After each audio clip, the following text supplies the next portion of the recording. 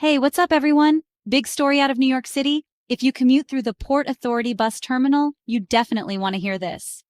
Wednesday morning, July 2nd, things went absolutely wild at one of the busiest transit hubs in the country.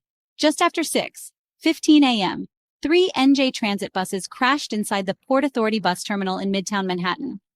Now let me paint you a picture. You've got thousands of people pouring in. The morning rush is in full swing, and then, boom, total chaos. At least a dozen people got hurt in the crash. Most were treated for minor injuries on site, but one person did have to be taken to the hospital for further evaluation. The good news? No life-threatening injuries reported, but still, you can imagine the panic. And it wasn't just the crash. This whole thing shut down the terminal completely.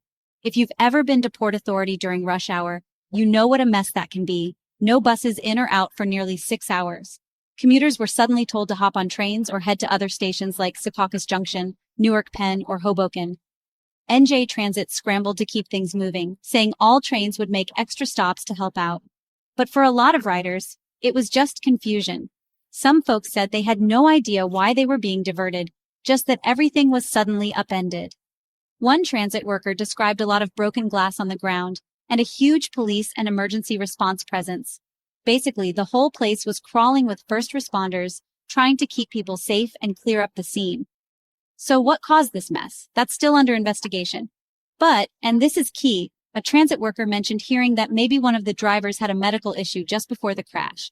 Officials haven't confirmed that yet, so take it with a grain of salt, but it's definitely something investigators are looking into. By around noon, New Jersey Transit said buses were running close to normal again, but the ripple effects lasted way longer. People were late to work, plans were disrupted, and there was a lot of frustration all around. I'll keep an eye on this story for any updates, especially if we get more details on what happened with the drivers, or if any injuries turn out to be more serious.